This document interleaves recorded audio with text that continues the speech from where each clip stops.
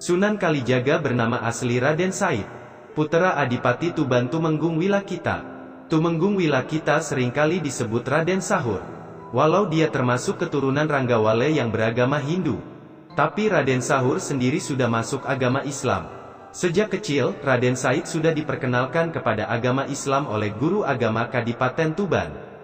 Tetapi karena melihat keadaan sekitar, atau lingkungan yang kontradiksi dengan kehidupan rakyat jelata, maka jiwa Raden Said berontak. Gelora jiwa muda Raden Said seakan meledak-ledak, manakala melihat praktek oknum pejabat Kadipaten Tuban. Di saat menarik pajak pada penduduk atau rakyat jelata, rakyat yang pada waktu itu sudah sangat menderita dikarenakan adanya musim kemarau panjang. Semakin sengsara, di saat mereka harus membayar pajak, yang kadangkala tidak sesuai dengan ketentuan yang ada, bahkan jauh dari kemampuan mereka. Seringkali jatah mereka untuk persediaan menghadapi musim panen berikutnya sudah disita para penarik pajak. Walau Raden Said putra seorang bangsawan, beliau lebih menyukai kehidupan bebas, yang tidak terikat adat istiadat kebangsawanan. Dia gemar bergaul dengan rakyat jelata, atau dengan segala lapisan masyarakat, dari yang paling bawah hingga yang paling atas. Justru karena pergaulannya yang supel itulah, dia banyak mengetahui seluk-beluk kehidupan rakyat Tuban. Niat untuk mengurangi penderitaan rakyat sudah disampaikan kepada ayahnya. Tapi sepertinya ayahnya tak bisa berbuat banyak. Dia juga cukup memahami posisi ayahnya hanya sebagai adipati bawahan Majapahit. Tapi niatnya itu tidak pernah padam. Jika malam-malam sebelumnya, dia sering berada di dalam kamarnya sembari mengumandangkan ayat-ayat suci Al-Quran. Maka sekarang dia keluar rumah. Di saat penjaga gudang Kadipaten tertidur lelap, Raden Said mengambil sebagian hasil bumi yang akan disetorkan ke Majapahit. Bahan makanan itu dibagi-bagikan kepada rakyat yang sangat membutuhkannya. Hal ini dilakukan tanpa sepengetahuan mereka. Tentu saja rakyat yang tak tahu apa-apa itu menjadi kaget bercampur girang. Menerima rezeki yang tak diduga-duga. Mereka tak pernah tahu siapa yang memberikan rezeki itu. Karena Raden Said melakukannya di malam hari secara sembunyi-sembunyi. Bukan hanya rakyat yang terkejut atas rezeki yang seakan turun dari langit itu. Penjaga gudang Kadipaten juga merasa kaget. Hatinya kebat-kebit, karena makin hari barang-barang yang hendak disetorkan ke kerajaan Majapahit itu semakin berkurang. Ia ingin mengetahui siapa pencuri barang hasil bumi di dalam gudang itu. Suatu malam, ia sengaja mengintip dari kejauhan, dari balik sebuah rumah tak jauh dari gudang Kadipaten. Dugaannya benar, ada seseorang yang membuka pintu gudang. Hampir tak berkedip penjaga gudang itu memperhatikan pencuri itu. Dia hampir tak percaya pencuri itu adalah Raden Said putra junjungannya sendiri. Untuk melaporkannya sendiri kepada Adipati Wilatikta ia tak berani. Khawatir dianggap membuat fitnah. Maka penjaga gudang itu hanya minta 2 orang saksi dari sang Adipati untuk memergoki pencuri yang mengambil hasil bumi rakyat yang tersimpan di gudang. Raden Said tak pernah menyangka bahwa malam itu perbuatannya bakal ketahuan. Ketika ia hendak keluar dari gudang sambil membawa bahan-bahan makanan, 3 orang prajurit Kadipaten menangkapnya, beserta barang bukti yang dibawanya. Raden Said dibawa ke hadapan ayahnya. Adipati Wilatikta marah melihat perbuatan anaknya itu. Raden Said tidak menjawab untuk apa dia mencuri barang-barang hasil bumi, yang harusnya akan disetorkan ke Majapahit. Untuk perbuatannya itu, Raden Said harus mendapat hukuman. Karena kejahatan mencuri itu baru pertama kali dilakukannya, maka ia hanya mendapat hukuman cambuk 200 kali pada tangannya. Kemudian disekap selama beberapa hari, dan tidak diperbolehkan keluar rumah. Sesudah keluar dari hukuman, dia benar-benar keluar dari lingkungan istana. Tak pernah pulang, sehingga membuat cemas ibu dan adiknya. Apa yang dilakukan Raden Said selanjutnya? Dia mengenakan topeng khusus, berpakaian serba hitam, dan kemudian merampok harta orang-orang kaya di Kabupaten Tuban. Terutama orang kaya yang pelit dan para pejabat yang curang. Harta hasil rampokan itu diberikannya kepada fakir miskin, dan orang-orang yang menderita lainnya. Tapi ketika perbuatannya itu mencapai titik jenuh, ada saja orang yang bermaksud mencelakakannya. Ada seorang pemimpin perampok sejati yang mengetahui aksi Raden Said menjarah harta pejabat kaya. Kemudian pemimpin perampok itu mengenakan pakaian serupa dengan pakaian Raden Said. bahkan juga mengenakan topeng seperti Raden Said juga. Pada suatu malam, Raden Said baru saja menyelesaikan sholat Isya. Tiba-tiba mendengar jerit tangis para penduduk desa kampungnya, yang ternyata sedang disatroni perampok. Dia segera mendatangi tempat kejadian itu. Begitu mengetahui kedatangan Raden Said, kawanan perampok itu segera berhamburan melarikan diri. Tinggal pemimpin mereka yang sedang asik memperkosa seorang gadis cantik. Raden Said mendobrak pintu rumah si gadis yang sedang diperkosa. Di dalam sebuah kamar, dia melihat seorang berpakaian seperti dirinya, juga mengenakan topeng serupa, sedang berusaha mengenakan pakaiannya kembali. Rupanya dia sudah selesai memperkosa gadis tersebut. Raden Said berusaha menangkap perampok itu, namun pemimpin perampok itu berhasil melarikan diri. Mendadak terdengar suara kentongan dipukul bertalu-talu. Penduduk dari kampung lain berdatangan ke tempat itu. Pada saat itulah si gadis yang baru diperkosa perampok tadi menangkap dan memegang erat-erat tangan Raden Said. Raden Said jadi panik dan kebingungan. Para pemuda dari kampung lain menerobos masuk dengan senjata terhunus. Raden Said ditangkap dan dibawa ke rumah kepala desa. Kepala desa yang merasa penasaran mencoba membuka topeng di wajah Raden Said. Begitu mengetahui siapa orang di balik topeng itu, sang kepala desa menjadi terbungkam. Sama sekali tak disangkanya bahwa perampok itu adalah putra junjungannya sendiri. Gegerlah masyarakat pada saat itu. Raden Said dianggap perampok dan pemerkosa.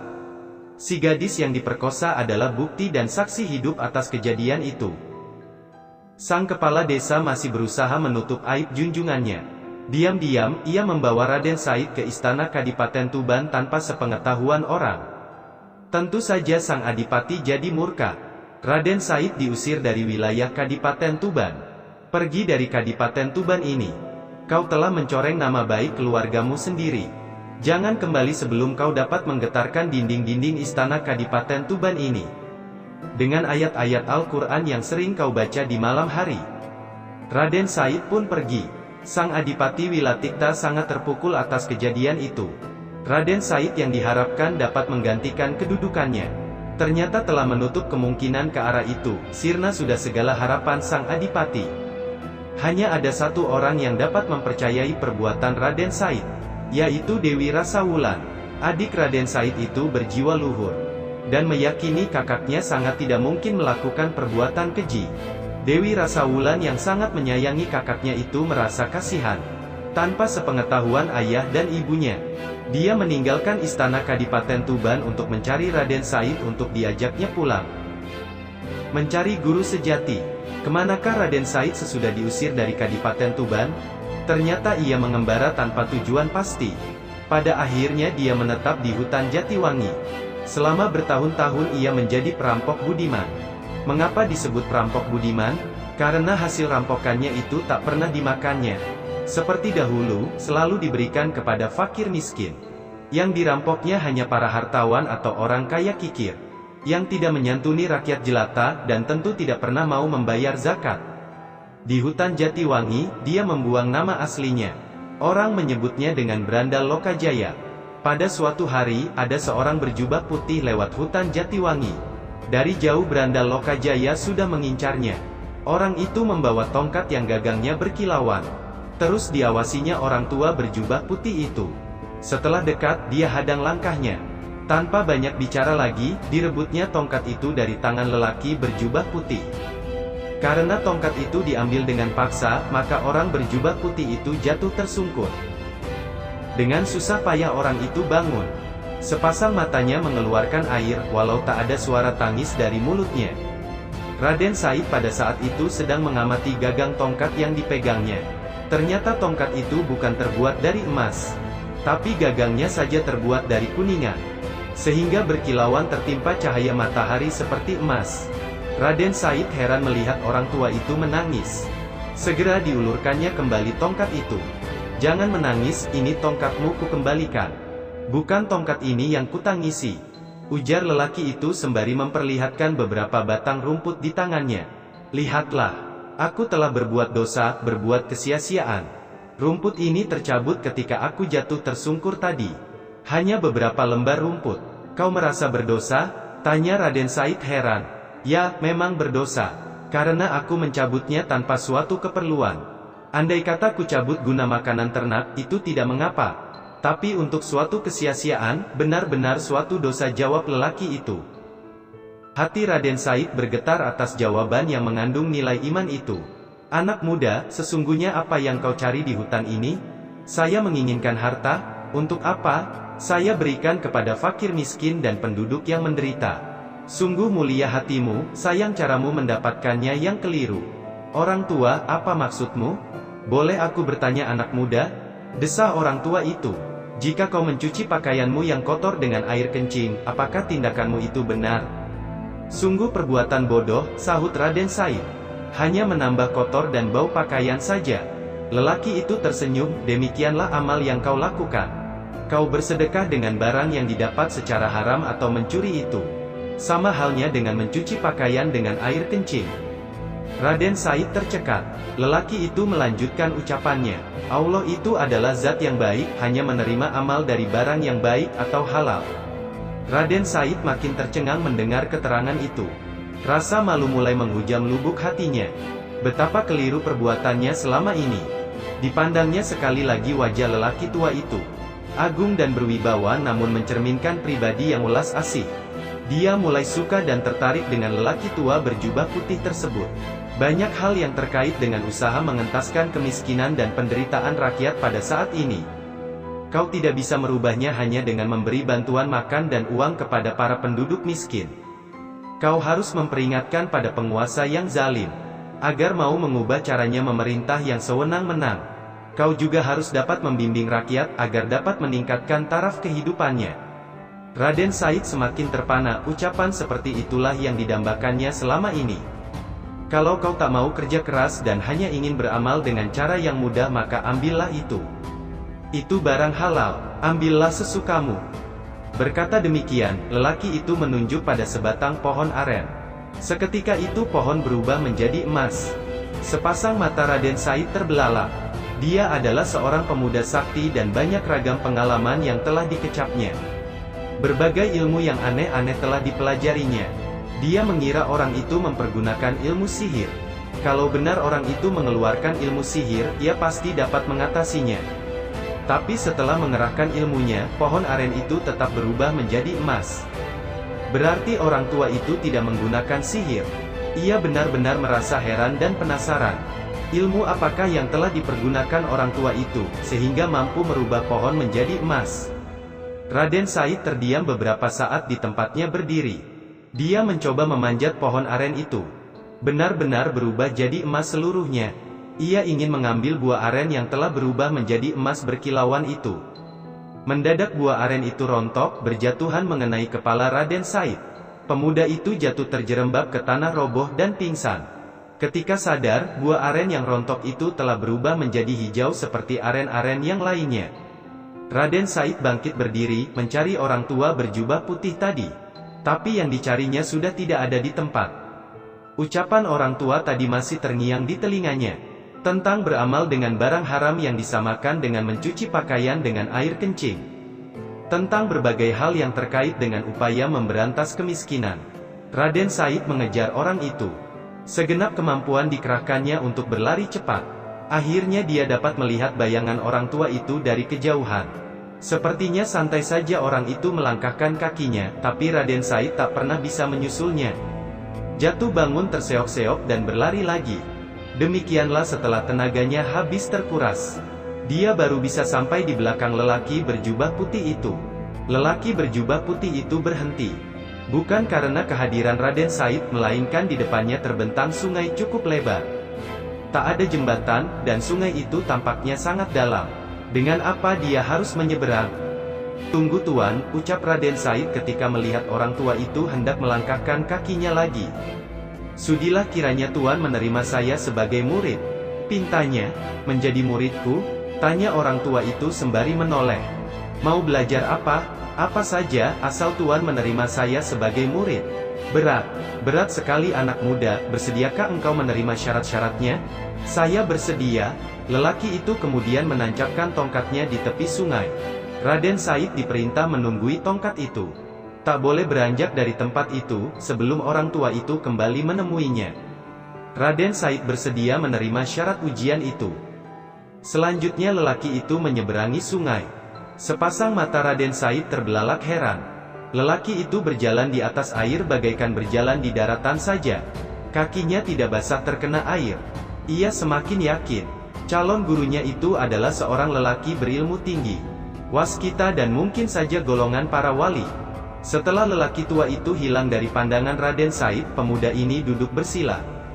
Dia teringat suatu kisah ajaib yang dibacanya di dalam Al-Quran, yaitu kisah Ashabul Kahfi.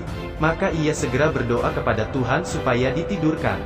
Seperti para pemuda di Goa Kahfi ratusan tahun yang silam. Doanya dikabulkan. Raden Said tertidur dalam semedinya selama 3 tahun. Akar dan rerumputan telah merambati tubuhnya, dan hampir menutupi sebagian besar anggota tubuhnya. Setelah 3 tahun, lelaki berjubah putih itu datang menemui Raden Said. Tapi Raden Said tak bisa dibangunkan. Barulah setelah mengumandangkan azan, pemuda itu membuka sepasang matanya. Tubuh Raden Said dibersihkan, diberi pakaian baru yang bersih. Kemudian dibawa ke Tuban. Mengapa dibawa ke Tuban? Karena lelaki berjubah putih itu adalah Sunan Bonang. Raden Said kemudian diberi pelajaran agama sesuai dengan tingkatannya, yaitu tingkat para waliullah. Di kemudian hari, Raden Said terkenal dengan sebutan Sunan Kalijaga. Kalijaga artinya orang yang menjaga sungai, karena dia pernah bertapa di tepi sungai. Ada yang mengartikan Sunan Kalijaga adalah penjaga aliran kepercayaan yang hidup pada masa itu. Dijaga maksudnya supaya tidak membahayakan umat, melainkan diarahkan kepada ajaran Islam yang benar. Ada juga yang mengartikan legenda pertemuan Raden Said dengan Sunan Bonang. Hanya sekedar simbol saja. Kemanapun Sunan Bonang pergi selalu membawa tongkat atau pegangan hidup. Itu artinya Sunan Bonang selalu membawa agama, membawa iman sebagai petunjuk jalan kehidupan. Raden Said kemudian disuruh menunggui tongkat atau agama di tepi sungai. Itu artinya Raden Said diperintah untuk terjun ke dalam kancah masyarakat Jawa, yang banyak mempunyai aliran kepercayaan dan masih berpegang pada agama lama, yaitu Hindu dan Buddha. Sunan Bonang mampu berjalan di atas air sungai tanpa amblas ke dalam sungai. Bahkan tidak terkena percikan air sungai. Itu artinya Sunan Bonang dapat bergaul dengan masyarakat yang berbeda agama, tanpa kehilangan identitas agama yang dianut oleh Sunan Bonang sendiri, yaitu Islam. Kerinduan seorang ibu. Setelah bertahun-tahun ditinggalkan kedua anaknya, Permaisuri Adipati Wilatikta seperti kehilangan gairah hidup. Terlebih setelah usaha Adipati Tuban menangkap para perampok, yang mengacau Kadipaten Tuban membuahkan hasil. Hati ibu Raden Said seketika terguncang. Kebetulan saat ditangkap oleh prajurit Tuban, kepala perampok itu mengenakan pakaian dan topeng yang persis dengan yang dikenakan oleh Raden Said. Rahasia yang selama ini tertutup rapat terbongkarlah sudah. Dari pengakuan perampok itu, tahulah Adipati Tuban bahwa Raden Said tidak bersalah. Ibu Raden Said menangis sejadi-jadinya. Dia benar-benar telah menyesal mengusir anak yang sangat disayanginya itu. Sang ibu tak pernah tahu bahwa anak yang didambakannya itu bertahun-tahun sudah kembali ke Tuban. Hanya saja tidak langsung ke istana Kadipaten Tuban, melainkan ke tempat tinggal Sunan Bonang. Untuk mengobati kerinduan sang ibu, tidak jarang Raden Said mengerahkan karomah yang tinggi, yaitu membaca Al-Quran jarak jauh, lalu suaranya dikirim ke istana Tuban. Suara Raden Said yang merdu itu benar-benar menggetarkan dinding istana Kadipaten, bahkan mengguncangkan isi hati Adipati Tuban dan istrinya. Tapi Raden Said masih belum menampakkan dirinya. Banyak tugas yang masih dikerjakannya. Di antaranya menemukan adiknya kembali. Pada akhirnya, dia kembali bersama adiknya yaitu Dewi Rasawulan. Tak terkira betapa bahagianya Adipati Tuban dan istrinya menerima kedatangan putra-puterinya yang sangat dicintainya itu. Karena Raden Said tidak bersedia menggantikan kedudukan ayahnya, akhirnya kedudukan Adipati Tuban diberikan kepada cucunya sendiri, putra Dewi Rasawulan dan Empu Supa. Raden Said meneruskan pengembaraannya, berdakwah atau menyebarkan agama Islam di Jawa Tengah hingga ke Jawa Barat. Beliau sangat arif dan bijaksana dalam berdakwah, sehingga dapat diterima dan dianggap sebagai guru suci setanah Jawa. Dalam usia lanjut, beliau memilih Kadilangu sebagai tempat tinggalnya yang terakhir dan beliau dimakamkan di sana. Berikut beberapa karomah Sunan Kalijaga. Suatu ketika, di pinggiran hutan yang lebat, tatkala Kanjeng Sunan Kalijaga tengah melakukan perjalanan syiar Islam, ia dicegat oleh segerombolan perampok yang sudah terkenal kekejamannya. Dengan polos, wali yang juga dikenal sebagai Syekh Malaya ini mengatakan bahwa dirinya tak memiliki harta yang layak. Tapi, pemimpin perampok itu tak mempercayainya. Bahkan dengan garang ia memerintahkan anak buahnya untuk menggeledah. Mendapat perlakuan yang tidak senonoh, Sunan Kalijaga hanya tersenyum. Ia bertekad untuk memberi pelajaran kepada para perampok itu, agar kembali ke jalan yang benar. Manakala mereka mulai mendekat, dengan tenang Kanjeng Sunan Kalijaga mengibaskan kain panjang yang tersampir di pundaknya. Dan apa yang terjadi, tenaga kibasan itu ternyata mampu membuat para perampok porak-poranda. Melihat kejadian itu, Ki Jakhana, sang pemimpin perampok menjadi berang. Ia langsung memasang kuda-kuda dan bersiap-siap menyerang Kanjeng Sunan Kalijaga dengan pedangnya. Dengan gerakan yang garang, ia mulai mendekati sasarannya. Kali ini, Sunan Kalijaga merapalkan ilmu mali rupa. Begitu usai, mendadak tubuh Kanjeng Sunan Kalijaga telah berada tak jauh dari Ki Jakhana. Ki Jakhana semakin bernafsu. Dengan teriakan keras ia langsung menyabetkan pedangnya ke tubuh Sunan Kalijaga.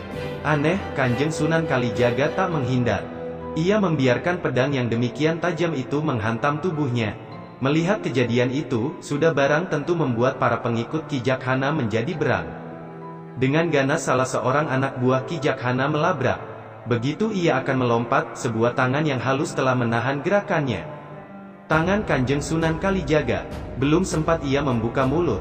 Dengan penuh wibawa Kanjeng Sunan Kalijaga berkata, "Jangan panik, yang diserang hanyalah pohon asam, bukan aku." Ketika anak buah Ki Jakhana ini akan bertanya lebih jauh, terdengar suara lembut Kanjeng Sunan Kalijaga menambahkan, "Jika ingin tahu, pejamkanlah matamu. Lihatlah dengan mata batinmu, maka engkau akan tahu apa yang terjadi." Beberapa anak buah Ki Jakhana pun melakukan apa yang disarankan oleh Kanjeng Sunan Kalijaga. Dan apa yang terjadi? Mereka melihat, dengan membabi buta Ki Jakhana yang merasa membabatkan pedangnya ke tubuh Sunan Kalijaga itu. Ternyata hanya meletakkan pedangnya ke batang pohon asam. Karena tubuh yang ditebas tak juga roboh, akhirnya Ki Jakhana kehabisan tenaga. Dan ia menjadi terkejut bercampur malu. Tatkala Kanjeng Sunan Kalijaga mulai mencabut ilmunya, ternyata ia hanya menetak sebatang pohon asam. Akhirnya, Ki Jakhana menyerah, dan menyatakan taubat serta memeluk agama Islam yang disebarkan oleh Kanjeng Sunan Kalijaga. Ki Pandan Arang I yang dalam pemerintahannya cukup merasa sangat menderita, karena putri kesayangannya yang cantik jelita menderita sakit lumpuh. Segala ikhtiar telah dilakukan, malangnya semua usahanya gagal dan tidak ada perubahan, putrinya tetap lumpuh. Akhirnya Ki Pandang Arang I pun bernazar, barang siapa dapat menyembuhkan putrinya akan diangkat sebagai menantu. Pada suatu hari, Sunan Kalijaga memberitahu bahwa di Gunung Gede ada orang yang pandai bernama Rana Wijaya berasal dari Majapahit. Dan atas permintaan Ki Pandan Arang I, Rana Wijaya pun datang ke Kadipaten. Dengan doa khusus sang putri didoakan. Akhirnya sang putri dapat disembuhkan. Dan Rana Wijaya dijadikan sebagai menantu sesuai dengan nazarnya. Pada saat Ki Pandan Arang I meninggal dunia, Rana Wijaya menggantikan dengan gelar Ki Pandan Arang II. Daerahnya maju pesat, rakyatnya makmur, termasuk perkembangan agama Islam yang cukup memuaskan. Namun kemakmuran dan keberhasilan dalam pemerintahannya membuat Ki Pandan Arang II lupa diri, ia menjadi congkak dan sombong. Ia selalu mengejar harta walaupun hartanya sudah melimpah ruah. Mengetahui keadaan itu, Sunan Kalijaga datang menyamar sebagai penjual rumput. Terjadilah tawar-menawar, yang disisipkan peringatan terhadap perilaku Ki Pandan Arang II, yang telah menyimpang dari ajaran agama Islam. Berulang kali Sunan Kalijaga datang memperingatinya, namun tak dihiraukan. Akhirnya Sunan Kalijaga menunjukkan karomahnya. Setiap tanah yang dicangkulnya berubah menjadi bongkahan emas, dan diberikan kepada Pandan Arang. Pandan Arang pun sangat heran melihat kesaktian si penjual rumput. Hingga akhirnya ia mengetahui, kalau si penjual rumput itu ternyata adalah Sunan Kalijaga. Ia pun bersimpuh dan bertaubat.